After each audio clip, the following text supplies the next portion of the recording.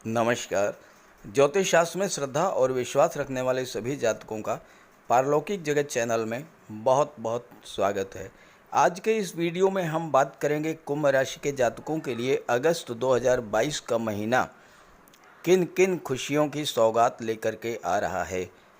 जीवन के किन क्षेत्रों में बड़ी सफलता देखने को मिल सकती है और किन क्षेत्रों में विशेष सावधानी रखनी पड़ेगी, इसकी चर्चा करेंगे इस वीडियो में। कैसा रहेगा आपका आर्थिक जीवन, पारिवारिक जीवन, पद प्रतिष्ठा, मान सम्मान, विवाह और संतान के योग, विदेश यात्राओं के योग, व्यापार व्यवसाय और नौकरी की दृष्टि से अगस्त 2022 कैसा रहेगा। छात्रों के लिए, हाउसवाइफ्स के लिए, कैरियर, जॉब और प्रोफेशन की दृष्टि से और साथ ही साथ धार्मिक और आध्यात्मिक जीवन आपका कैसा होगा, इन सभी बातों पर विचार करेंगे इस वीडियो में। ये विश्लेषण आपके चंद्र राशि के आधार पर किया जा रहा है और वीडियो के अंत में मैं आपको ग्रहों के उपाय भी बताऊंगा और जैसा मैंने कहा है वीडियो के अंत में आपकी कुछ समस्याओं के समाधान भी बताऊंगा। तो चलिए वीडियो शुरू करते हैं। तो ये है कुंभ राशि के जातकों की कुंडली। देखिए, एक होती है जन्म कुंडली जिसमें आपका प्रारब्ध लिखा होता है, कब कब कौन कौन सी घटनाएं आपके जीवन में घटित होंगी, इसका विचार जन्म कुंडली से किया जाता है। दूसरी होती है गोचर कुंडली, जिसमें ग्रहों के वर्तमान में गोचर के आधार पर भविष्य फल का कथन किया जाता है। किसी भी कुंडली का विश्लेषण करते समय सबसे पहले लग्न और लग्नेश का विचार किया जाता है, भाग्य और भाग्येश का विचार किया जाता है। तो आपके लग्न के स्वामी हैं शनिदेव, जो कि कुंडली के 12वें भाव में गोचर कर रहे हैं, और भाग्य भाव के स्वामी हैं शुक्र। शनि और शुक्र आपस में बहुत ही गहरे मित्र हैं। अगर लग्नेश और भाग्येश का संबंध बन जाए और अच्छा संबंध बने तो वो कुंडली बहुत श्रेष्ठ फल देने वाली होती है। हालांकि आपके जीवन में शनिदेव की 7.5 का प्रथम चरण फिर से गतिमान हो गया है, जो कि 17 जनवरी 2023 तक चलेगा। लेकिन ये जो 7.5 का पहला चरण 12 जुलाई से शुरू हुआ है, ये आपको विशेष कष्ट नहीं देगा, क्योंकि ग्रह स्थितियां पूरी तरह से बदल चुकी हैं और हर ग्रह इस समय आपके लिए फेवरेबल पोजीशन में है, आपके पक्ष में है। अब आप देखिए, शनिदेव जिनकी 7.5 का प्रथम चरण चल रहा है, वो आपकी कुंडली में 12वें भाव में विपरीत राजयोग बना रहे हैं। बुध आपकी कुंडली के 8वें भाव में विपरीत राजयोग बना रहे हैं। अगस्त महीने में 4 ग्रह राशि परिवर्तन करेंगे। मंगल जो कि पराक्रम भाव में है 10 अगस्त को चतुर्थ भाव में आ जाएंगे। शुक्र जो कि पंचम भाव में है 7 अगस्त को छठे भाव में गोचर करेंगे। सूर्य जो छठे भाव में गोचर कर रहे हैं वो 17 अगस्त को सप्तम भाव में आ जाएंगे, और बुध जो सप्तम भाव में गोचर कर रहे हैं वो 21 अगस्त को अष्टम भाव में गोचर करेंगे, और अष्टम भाव में गोचर करते ही विपरीत राजयोग बनाएंगे। इस पर आगे चर्चा करेंगे। जहाँ तक राहु की बात है, पराक्रम भाव में गोचर कर रहे हैं और केतु भाग्य भाव में गोचर कर रहे हैं। अब इस ग्रह स्थितियों का बिंदुवार विश्लेषण करते हैं। कुंभ राशि शनिदेव की मूल त्रिकोण राशि है और कुंभ राशि पर शनिदेव की विशेष कृपा रहती है। आपके लग्न के स्वामी हैं शनिदेव और 12वें भाव में गोचर कर रहे हैं। 12वें भाव को ज्योतिष शास्त्र में अच्छा नहीं माना जाता, क्योंकि 12वां भाव व्यय भाव होता है, अलगाव का भाव होता है, दूरी का भाव होता है, विदेश का भाव होता है। शनि डिटैचमेंट के, अलगाव के कारक हैं, कार्यों की गति मंद करने वाले ग्रह हैं। लेकिन यही शनि 12वें भाव में विपरीत राजयोग बना रहे हैं। विपरीत राजयोग कैसे बनता है? जब कोई ग्रह कुंडली के छठे, आठवें और 12वें भाव का स्वामी होकर छठे, आठवें, 12वें में ही गोचर करे तो विपरीत राजयोग बनता है, जो कि अत्यंत श्रेष्ठ राजयोग होता है और जीवन में हर क्षेत्र में सफलता देने वाला योग होता है। धन, समृद्धि, सुख, संपन्नता, भूमि, भवन, वाहन का सुख देने वाला होता है। पुत्र और स्त्री का सुख देने वाला होता है विपरीत राजयोग। तो शनि विपरीत राजयोग बना रहे हैं। देखिए 12वें भाव में 10 लिखा हुआ है। 10 का मतलब मकर राशि, और मकर राशि के स्वामी शनि हैं। तो 12वें भाव का स्वामी 12वें भाव में ही गोचर कर रहा है, तो विपरीत राजयोग बन गया। विपरीत राजयोग बनने का पहला प्रभाव ये होगा कि 12वें भाव के अशुभ प्रभाव शुभ प्रभाव में बदल देंगे। शनि आपके लग्न के स्वामी होकर के 12वें भाव में गोचर कर रहे हैं, तो आपके व्यक्तित्व में बड़ा परिवर्तन लाएंगे। आपकी लापरवाही, टाल-मटोल, उदासीनता, आलस्य की प्रवृत्ति में सुधार लाएंगे। आपकी कार्यशैली में सुधार लाएंगे। कर्मशीलता बढ़ाएंगे। आप अनुशासन और टाइम की पंक्चुअलिटी को अपने जीवन में लाएंगे। हालांकि 23 अक्टूबर तक शनि वक्री हैं, तो कोई बड़ा डिसीजन एकदम से लेने से परहेज़ करें। जल्दबाजी में कोई फैसला ना लें, बल्कि जो पहले से चल रहा है उसी में सुधार करने का प्रयास करें।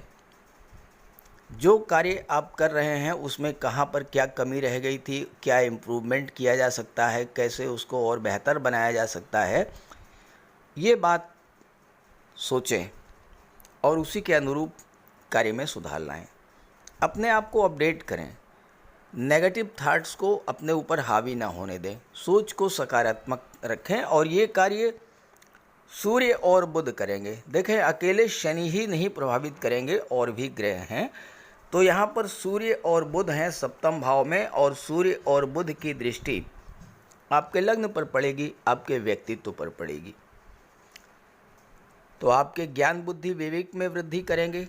कार्य के प्रति सोच को सकारात्मक बनाएंगे, और चूंकि सूर्य तेज, प्रताप, बल और प्रकाश के कारक हैं, तो आप कार्य क्षेत्र में नए उत्साह के साथ आगे बढ़ेंगे। और चूंकि कर्म भाव के स्वामी मंगल हैं, और मंगल का गोचर 10 अगस्त को चतुर्थ भाव में हो जाएगा, और मंगल की दृष्टि पड़ेगी कर्म भाव पर, तो ऐसे में कार्य क्षेत्र में बड़ी बड़ी उपलब्धियां आपको हासिल होंगी। और यहाँ एक बात और महत्वपूर्ण बनती है कि शनि अष्टम भाव के कारक होते हैं, और अष्टम भाव में बुध विपरीत राजयोग बनाएंगे 21 अगस्त को। तो शनि आयु के कारक होते हैं, आपकी आयु में वृद्धि करेंगे, आपको दीर्घायु बनाएंगे, और आपके लिए सबसे महत्वपूर्ण तो आपका जीवन ही है ना। आप जीवित रहेंगे तभी तो सब सुखों का भोग करेंगे। तो शनि यही कार्य करेंगे, आपकी आयु को बढ़ा देंगे। विदेश भाव में शनि राजयोग बना रहे हैं, तो आपको विदेशों से लाभ दिला देंगे। विदेश यात्राएं आपको कराएंगे, विदेश में आपको सेटल करा देंगे, विदेशी व्यापार से लाभ दिलाएंगे। उच्च शिक्षा के लिए आप विदेश जा सकते हैं, और खर्च बढ़ेगा, इसमें कोई दो राय नहीं है, लेकिन ये खर्च आपकी विदेश यात्राओं पर होगा।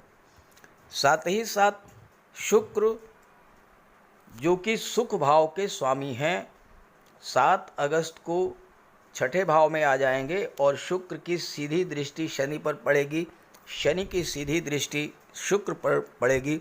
शनि और शुक्र का समसप्तक दृष्टि संबंध बनेगा, जो कि बहुत ही श्रेष्ठ योग है। शुक्र 12वें भाव में अति विशिष्ट कारक होते हैं। तो शुक्र आपके जीवन में सुख, समृद्धि, सुखों की वर्षा करेंगे, आपका विवाह करा देंगे, और ज़्यादा संभावना है विदेश से ही आपका विवाह हो। आप शनि के मित्र हैं शुक्र, तो सुख सुविधा के साधनों पर धन खर्च करेंगे। आप कहीं घूमने के लिए जा सकते हैं, ट्रैवल एंड टूरिज़्म पर पैसा खर्च करेंगे।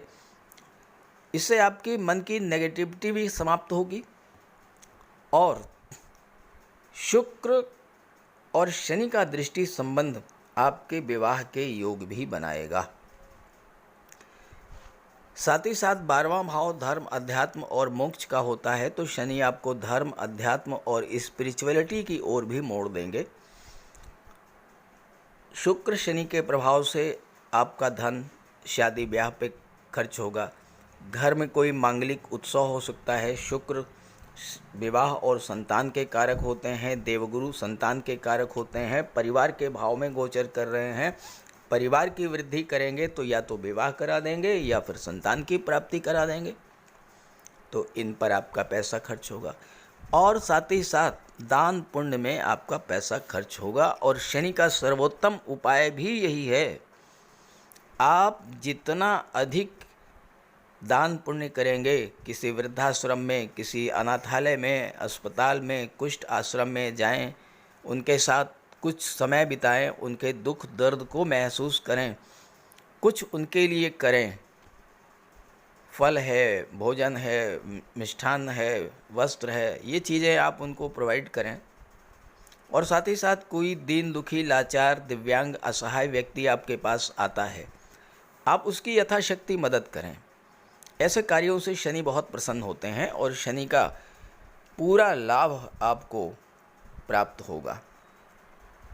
शनि की दशम दृष्टि पड़ेगी भाग्य के भाव पर और यहाँ पर केतु हैं। शुक्र की राशि में केतु का गोचर है और शनि और शुक्र का केतु का संबंध बहुत ही अच्छा संबंध है, तो भाग्य का भी आपको सपोर्ट मिलेगा। अक्टूबर में बहुत बड़ा परिवर्तन हो जाएगा, शनि मार्गी हो जाएंगे और छठे भाव पर शनि की दृष्टि पड़ेगी, तो आपको सरकारी नौकरी भी मिल सकती है, जॉब मिल सकता है। और चूंकि शनि 12वें भाव में है, ज़्यादा योग इस बात के हैं कि किसी विदेशी कंपनी में, किसी मल्टीनेशनल कंपनी में आपको जॉब मिल सकती है। और साथ ही साथ चूंकि शुक्र की दृष्टि विदेश भाव पर पड़ रही है, आप कला के क्षेत्र में विदेश जा सकते हैं। संगीत, नृत्य, अभिनय, नाटक, काव्य, इन सब क्षेत्र में कोई आपका स्टेज प्रोग्राम हो सकता है, वहाँ पर स्टेज शो हो सकता है, किसी प्रदर्शन के लिए आपको विदेश में बुलाया जा सकता है और आप विदेश यात्राएं करेंगे, अपने कला का प्रदर्शन करेंगे और इससे आपको बहुत बड़ा लाभ होगा, सेलिब्रिटी बन जाएंगे आप। शुक्र की शनि की दृष्टि पड़ेगी कुंडली के सेकंड हाउस पर, धन के भाव पर, तीसरी दृष्टि, और यहाँ पर देवगुरु का गोचर है। देवगुरु का सेकंड हाउस में प्रभाव ये होता है कि वो 12वें भाव के अशुभ प्रभाव को रोक देते हैं, तो शनि को कंट्रोल करेंगे, धन का संचय कराएंगे, परिवार की वृद्धि करेंगे और वाणी से लाभ दिलाएंगे। आइए अब गुरु के बारे में बात कर लेते हैं। देवगुरु का गोचर कुंडली के धन भाव में हो रहा है, अपनी ही राशि मीन राशि में। देवगुरु धन के कारक होते हैं, धन के कारक धन के ही भाव में गोचर करें तो फिर धन की वृद्धि तो होनी ही होनी है। और एक बात, देवगुरु महाधनी योग भी बना रहे हैं। देखिए, महाधनी योग तब बनता है जब धन भाव का स्वामी लाभ के भाव में गोचर करे या लाभ के भाव का स्वामी धन के भाव में गोचर करे, तो महाधनी योग बनता है। देवगुरु लाभ के भाव के 11वें भाव के स्वामी हैं और दूसरे भाव धन के भाव में गोचर कर रहे हैं, तो महाधनी योग बना रहे हैं। महाधनी योग बनने से आपके जीवन में धन की कमी कहीं से कहीं नहीं होगी। चूँकि लाभ के भाव के स्वामी हैं देवगुरु, तो हर तरह का लाभ कराएंगे आपको, धन का लाभ तो होगा ही। चूँकि सेकंड हाउस में गोचर कर रहे हैं, दूसरे भाव में गोचर कर रहे हैं, और देवगुरु जिस भाव में गोचर करते हैं उसके प्रभाव को बढ़ा देते हैं। सेकंड हाउस परिवार का भाव होता है, तो परिवार में वृद्धि करेंगे, यानी या तो विवाह होगा आपके घर में किसी संतान का, या फिर संतान की प्राप्ति होगी और इस तरह से परिवार की वृद्धि होगी। वाणी का भाव होता है और वाणी से कार्य करने वाले जो भी जातक हैं उनके कार्यों में सफलता मिलेगी और उनको धन की प्राप्ति होगी। जैसे आप शिक्षक हैं, वकालत हैं, काउंसलर हैं, बैंकिंग क्षेत्र से जुड़े हुए हैं, फाइनेंस सेक्टर से जुड़े हुए हैं, या आप धर्मगुरु हैं, आप कथावाचक हैं, धर्मोपदेशक हैं, या फिर आप धार्मिक कर्मकांड कराते हैं, या आप ब्याज बट्टा गिरवी का कार्य करते हैं, शेयर और ब्रोकरेज का कार्य करते हैं, तो ऐसे सभी जातकों के लिए देवगुरु धन का लाभ देने वाले हैं। धन की प्राप्ति भी होगी और धन का संचय भी होगा। और यहाँ मंगल की अष्टम दृष्टि भी धन के भाव पर पड़ रही है, तो आप अपने बाहुबल और पराक्रम से देवगुरु के ज्ञान बुद्धि विवेक से प्रचुर मात्रा में धन अर्जित करेंगे। वाणी में ज्ञान होगा। देवगुरु जब लग्न भाव में गोचर करते हैं तो आपको बुद्धिमान बनाते हैं, ज्ञानवान बनाते हैं, लेकिन जब सेकंड हाउस में गोचर करते हैं तो आपके ज्ञान के प्रभाव को विस्तारित करते हैं। यानी लोग आपको ज्ञानी समझने लगते हैं, बुद्धिमान समझते हैं, समाज में आपकी मान प्रतिष्ठा सम्मान को बढ़ाते हैं। देवगुरु की दृष्टियाँ जहाँ पर पड़ती हैं उस भाव में भी विस्तार आता है। देवगुरु की दृष्टियों में अमृत होता है। देवगुरु की दृष्टि पंचम दृष्टि पड़ेगी छठे भाव पर। छठे भाव पर देवगुरु की दृष्टि का पहला प्रभाव ये होगा कि आपकी इंट्यूशन पावर को बढ़ा देंगे, पूर्वाभास क्षमता बढ़ जाएगी आपकी। जीवन में आने वाले शुभ या अशुभ घटनाओं का आभास आपको पहले से हो जाएगा और आप अपनी सुरक्षा कर ले जाएंगे। चूँकि धन के कारक हैं देवगुरु और शुक्र का भी गोचर है, तो आप पर कर्ज होने का तो प्रश्न ही नहीं पैदा होता। जहाँ तक शत्रुओं की बात है तो उन्हें आप ज्ञान बुद्धि विवेक से परास्त कर देंगे, और शुक्र के कारण आपकी वाणी इतनी मधुर होगी कि आपके शत्रु होंगे ही नहीं। विघ्न बाधाएं शनि और शुक्र के प्रभाव से दूर हो जाएंगी, तो छठे भाव के सभी शुभ फल आपको प्राप्त होंगे। देवगुरु की दृष्टि कुंडली के अष्टम भाव पर पड़ रही है, जहाँ पर बुध का गोचर होगा और इसके स्वामी हैं बुध, और यहाँ पर बुध विपरीत राजयोग बनाएंगे। तो यहाँ पर देवगुरु आपको अष्टम भाव के सभी शुभ फल प्रदान करेंगे, आपको दैवी सपोर्ट दिलाएंगे। अष्टम भाव में देवगुरु की दृष्टि पड़ने से ईश्वर की विशेष कृपा आप पर होगी। कोई भी समस्या जीवन में आएगी तो देवगुरु उसे अपने ऊपर ले लेंगे, आपको उससे सुरक्षित बाहर निकाल लाएंगे। और अष्टम भाव के अन्य प्रभाव के बारे में आगे बात करेंगे जब बुध के विपरीत राजयोग पर बात करेंगे।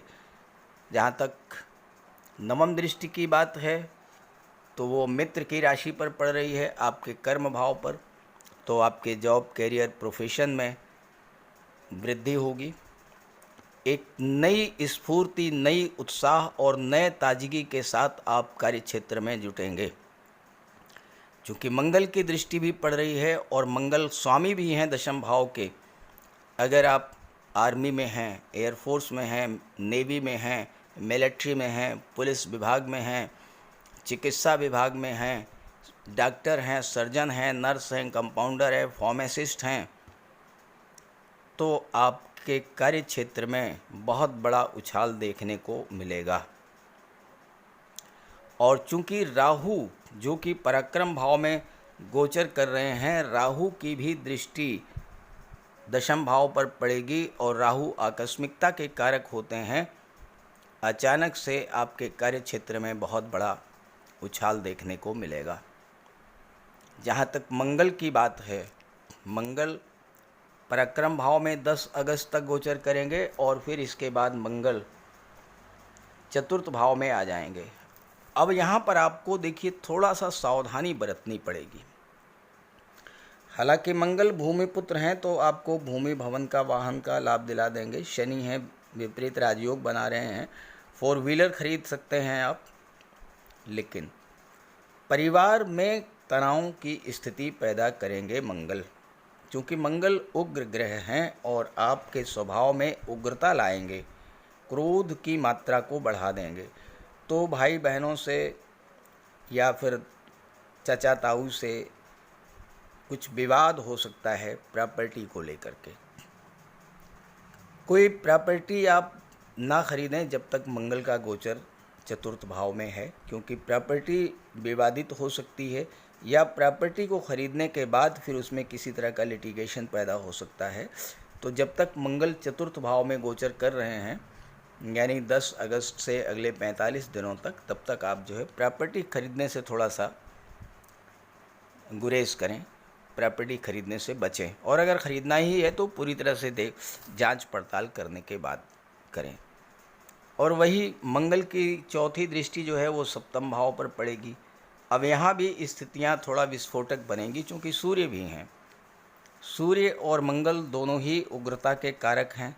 सूर्य में तेज है, बल है। सूर्य ईगो, अहम पैदा करते हैं, मंगल क्रोध पैदा करते हैं।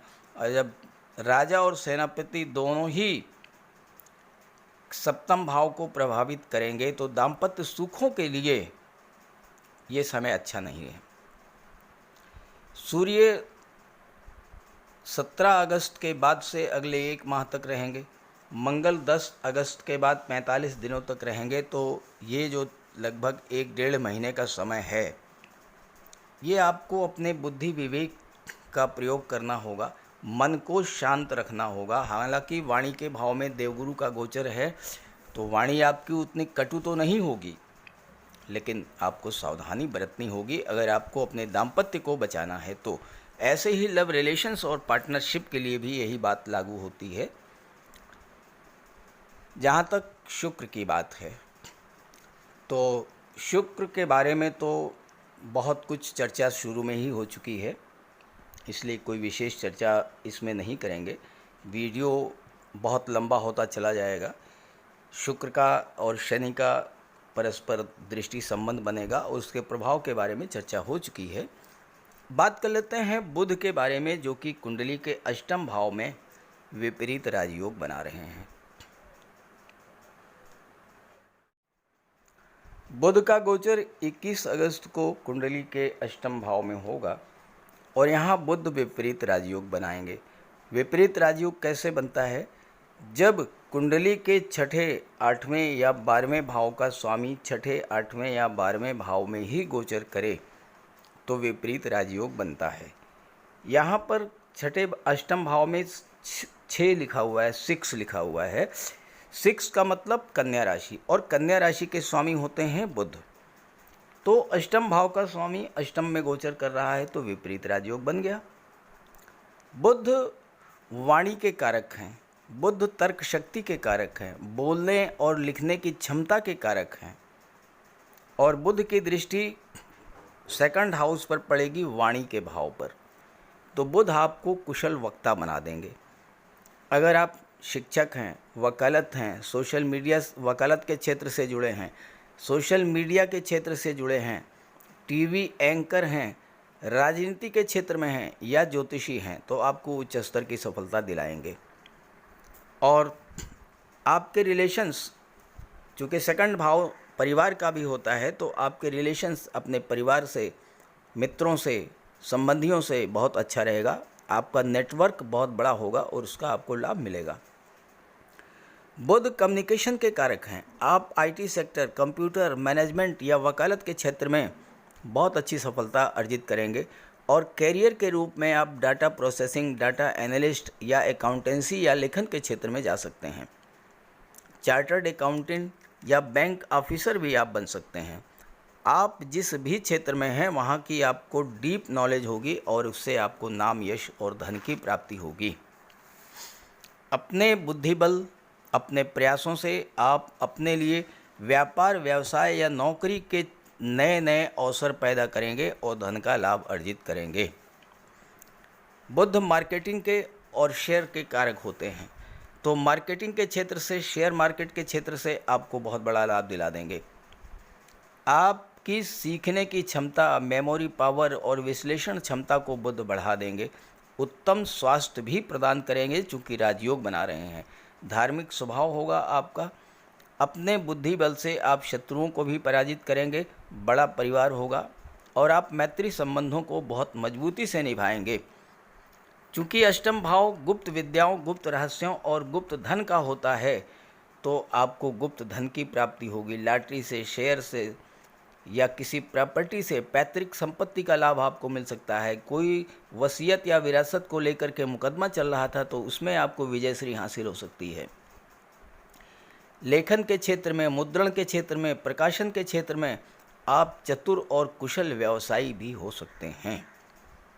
तो कुंभ राशि के जातकों के लिए अगस्त का महीना बहुत ही अच्छा रहने वाला है। बस आप मंगल से थोड़ा सावधान रहें, मंगल का उपाय करते रहें और शनिदेव का भी उपाय करें। साथ ही साथ बुध राजयोग बना रहे हैं तो बुध का भी उपाय किया जाना ज़रूरी है। तो मैंने सभी ग्रहों के उपाय बताए हैं। चलिए उपायों पर चर्चा कर लेते हैं और फिर वीडियो के लास्ट में मैं आपके प्रश्नों के उत्तर भी दूंगा। अगर आपके जन्म कुंडली में कोई भी ग्रह कमज़ोर स्थिति में है या अशुभ प्रभाव में है तो आप उसका उपाय कर लें। सूर्यदेव का उपाय करने के लिए आप सूर्यदेव की आराधना करें, भगवान भुवन भास्कर को अर्घ्य दें। रविवार के दिन तांबे के लोटे में जल, अक्षत, लाल पुष्प, रोली, चंदन ये डाल करके सूर्यदेव को अर्घ्य दें। गायत्री मंत्र का पाठ करें, आदित्य हृदय स्तोत्र का पाठ करें और अपने पिता की सेवा करें, उनका आशीर्वाद प्राप्त करें। रविवार के दिन एक तांबे का छल्ला या तांबे की अंगूठी ये धारण करें। शनि, राहु और मंगल इनका सबसे बढ़िया उपाय है, सर्वश्रेष्ठ उपाय है, बजरंग बली की उपासना करें, हनुमान चालीसा का पाठ करें, बजरंग बाण का पाठ करें। मंगलवार के दिन बजरंग बली के चरणों में बैठें, अपनी समस्या उनसे कहें। ध्यान रखें कि जो भी उपाय करें, जब भी आप उपाय करें तो उस समय आपके मन से सांसारिकता, भौतिकता ये सब बिल्कुल दूर होनी चाहिए। केवल आप हों और आपके आराध्य देव हों। मन से आपको उपासना करनी है। शनिदेव के लिए शनिवार के दिन पीपल के वृक्ष के नीचे सरसों के तेल का एक दीपक जला दें। शनिवार के दिन सरसों के तेल का दान करें और दीन, दुखी, लाचार, असहाय, दिव्यांग व्यक्तियों की आप जितनी मदद कर सकते हों उतनी मदद करें। साथ ही साथ छल, कपट, लालच, बेईमानी, झूठ, अहंकार इन सब से दूर रहें।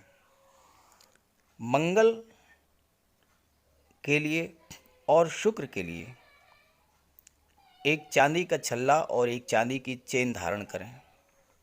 शुक्र के लिए माता लक्ष्मी की आराधना करें और शुक्रवार के दिन श्वेत रंग के वस्त्र धारण करें। कन्याओं को भोजन कराएं, खीर, मिष्ठान का, और स्वयं भी श्वेत रंग के पदार्थों का ही भोजन करें। साथ ही साथ शुक्रवार के दिन श्वेत रंग के पदार्थों का दान भी करें। श्वेत वस्त्र, चावल, चीनी इन चीज़ों का दान करने से माता लक्ष्मी प्रसन्न होती हैं। और घर को साफ सुथरा रखें, घर से कबाड़ को बिल्कुल हटा दें। बुध के लिए भगवान श्री गणेश की उपासना करें, गाय की सेवा करें और किन्नर को दान दें। किसी शुभ कार्य के लिए अगर आप बाहर जा रहे हैं तो आप अपने घर में कोई कन्या होगी, बेटी, बहन, भतीजी, कुछ उपहार, कुछ पैसे, मिठाई, खिलौने कुछ भी दे कर के जाएं। रास्ते में गाय मिले तो उसे गुड़ खिला दें, किन्नर मिले तो उसे 10-20 रुपए दे दें, आपका कार्य सिद्ध होगा। और इसके अलावा राहु और केतु, राहु के लिए मोरपंख का प्रयोग करें। घर के main door, bedroom, drawing room in सब जगह पर मोरपंख लगा दें। तकिए के नीचे एक मोरपंख रखें। एक सुरमे की डिबिया और एक चांदी की छोटी सी गोली हमेशा अपने पर्स में या अपनी जेब में रखें। केतु के लिए कौवे, काले कुत्ते, काली गाय, इनकी सेवा करें, इनको भोजन दें। देवगुरु बृहस्पति के लिए माता पिता, गुरु और वृद्धजनों का सम्मान करें। घर में केले का एक वृक्ष लगा लें, उसकी सेवा करें, भले ही गमले में लगा लें। हो सके तो गुरुवार का व्रत रखें। चंद्रमा के लिए भगवान भोले शंकर की उपासना करें। तो अगर आप ये सब उपाय करेंगे तो आपको निश्चित रूप से बहुत बड़ा लाभ होगा। और एक बात और आप समझ लें कि गर्मी का मौसम आ रहा है, आप पशु पक्षी इनके लिए जल की व्यवस्था करें, भोजन की व्यवस्था करें। एक छत पर आप छोटी सी प्याली में जल रख दें, एक दूसरी प्याली में कुछ अनाज रख दें। पशु पक्षी जो हैं आएंगे आपकी छत पर, भोजन ग्रहण करेंगे, जल ग्रहण करेंगे, आपको आशीर्वाद देंगे और ये चीज़ें आपके जीवन में बहुत बड़ा सकारात्मक उपाय लाएंगे। तो उपाय तो ज़रूर कीजिएगा, उपाय आप करेंगे तो आपको पूरा लाभ होगा। नमस्कार।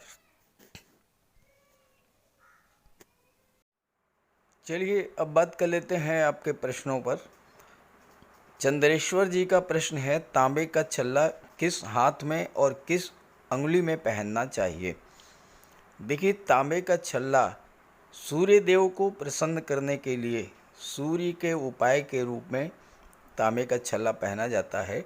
और तांबे का छल्ला दाहिने हाथ की जो सबसे छोटी उंगली है उसके बगल की जो उंगली है, अनामिका जिसे कहते हैं, मध्यमा और कनिष्ठिका के बीच की जो उंगली है अनामिका, उस उंगली में पहनना चाहिए, क्योंकि अनामिका के नीचे ही सूर्य पर्वत होता है। ये तो हुई तांबे की बात। देवगुरु को प्रसन्न करने के लिए देवगुरु के उपाय के रूप में सोने की अंगूठी पहनी जाती है। और सोने की अंगूठी जो है वह तर्जनी, अंगूठे के बगल वाली जो उंगली है उसमें पहना जाता है। और मंगल और शुक्र के उपाय के लिए चांदी की अंगूठी पहनी जाती है। और चांदी की जो अंगूठी होती है वो कनिष्ठिका, दाहिने हाथ की जो सबसे छोटी उंगली है उसमें पहनी जाती है। चलिए अगला प्रश्न देखते हैं। पूनम जी का प्रश्न है, मेरी कुंडली मेष लग्न की है, मेरी कुंडली में राहु थर्ड हाउस में, फोर्थ में शुक्र, पंचम में सूर्य और बुध, छठे में चंद्रमा और शनि, सातवें में मंगल और गुरु, नवें में केतु हैं। तो बताएं कि कुंडली में गवर्नमेंट जॉब का योग है या नहीं। पूनम जी, मैं अपने हर वीडियो में बताता हूं कि अगर सूर्य और बुध का बुधादित्य राजयोग बन रहा है तो 110% सरकारी नौकरी का योग बनता है। परिश्रम कीजिए, सफलता निश्चित रूप से मिलेगी। और पंचम भाव अत्यंत शुभ भाव है, शिक्षा और संतान का भाव है। और इस भाव में सूर्य और बुध का गोचर निश्चित रूप से आपको सरकारी नौकरी का योग बनाता है। अगला प्रश्न है शैलेश जी का, कला क्षेत्र के बारे में विस्तार से बताएं, जैसे कवि, लेखक, दिग्दर्शन या अभिनय। मैं अपने वीडियोज़ में अक्सर कला के क्षेत्र में चर्चा करता रहता हूँ। कला के लिए जो कारक हैं वह हैं शुक्र। अगर आपकी कुंडली में शुक्र बलवान हैं या आपके जीवन में शुक्र की महादशा या अंतर्दशा चल रही है, आपको निश्चित रूप से कला के क्षेत्र में सफलता मिलेगी। कला का क्षेत्र बहुत व्यापक है। संगीत, नृत्य, अभिनय, लेखन, वादन, गायन, चित्रकला, मूर्तिकला, शिल्प कला, बहुत सारे क्षेत्र हैं कला के। लेकिन अगर आपकी कुंडली ऐसी है जिसमें शुक्र बलवान स्थिति में हो, और अगर शुक्र आपके लग्न भाव में गोचर कर रहे हों या शुक्र आपकी कुंडली में 12वें भाव में गोचर कर रहे हों या तीसरे भाव में गोचर कर रहे हों, और कहीं ना कहीं से उन पर शनि की दृष्टि पड़ रही हो, तो कला के क्षेत्र में आपको सफल होने से कोई नहीं रोक सकता है। अब ये आप देखिए कि आपकी कुंडली में क्या स्थिति है शुक्र की। शेखर जी का प्रश्न है, गुरुजी नमस्कार, आप गज केसरी राजयोग के बारे में बता रहे हैं। मेरी कुंडली में चौथा चंद्र एवं 10वें गुरु हैं। एक प्राइवेट जॉब कर रहा हूं, 58 साल मेरी उम्र है। माफ़ी के साथ बताना चाहूं कि आज तक ऐसा कुछ नहीं हुआ है। देखिए, आप गज केसरी राजयोग का मेरा वीडियो एक बार फिर से देखिए, उसमें कुछ शर्तें भी हैं। अब आपकी उम्र 58 साल हो चुकी है, फिर भी ऐसा नहीं है कि आप सफलता नहीं अर्जित कर सकते हैं। देवगुरु का उपाय कीजिए, चंद्रमा का उपाय कीजिए, और सबसे महत्वपूर्ण बात यह है कि आपको गज केसरी राजयोग का लाभ क्यों नहीं मिल रहा है। तो आपकी कुंडली में देखिए, अपनी जन्म कुंडली को, देवगुरु पर किसी अशुभ ग्रह की दृष्टि तो नहीं पड़ रही है, देवगुरु कमज़ोर तो नहीं है, देवगुरु पीड़ित तो नहीं है। अगर देवगुरु, ये वैसे गज केसरी राजयोग शुक्र से भी बनता है, बुध से भी बनता है। अब ये आपकी कुंडली में क्या स्थिति है, इस पर निर्भर करेगा कि आपको लाभ मिलेगा या नहीं मिलेगा। और चूंकि 58 साल आपकी उम्र हो चुकी है, अगर आपने पहले इसके बारे में जानना चाहा होता या आपने किसी योग्य ज्योतिषी से परामर्श लिया होता और आपने गुरु और चंद्रमा का उपाय कर लिया होता, तो निश्चित रूप से आपको बहुत बड़ी सफलता मिली होती। अब भी आप कर सकते हैं। अगला प्रश्न आया है कि your comments seems always positive but results are not positive. For Makar rashi it seems it is always struggle since birth, luck never favours. देखिए, ऐसा है कि मैं अपने हर वीडियो में कहता हूं कि ग्रहों का लाभ, चाहे वो राजयोग बने, चाहे ग्रह दिग्बली हो, लाभ आपको तभी मिलेगा जब आपकी जन्म कुंडली में वो ग्रह बलवान स्थिति में हैं।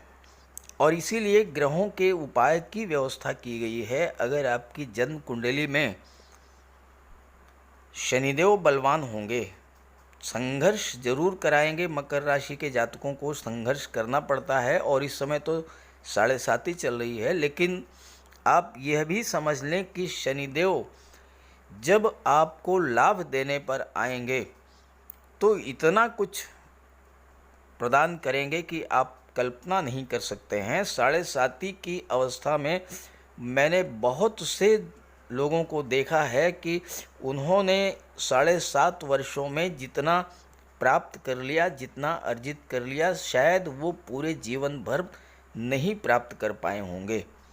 बस ये है कि आपकी कुंडली क्या कहती है, जन्म कुंडली में शनिदेव की क्या स्थिति है, और साथ ही साथ शनिदेव का आप उपाय ज़रूर करते रहें। उपाय करेंगे निश्चित रूप से आपको लाभ मिलेगा। उपायों पर मैं हर वीडियो में चर्चा करता रहता हूं, तो उसको आप देखते रहिए। नमस्कार।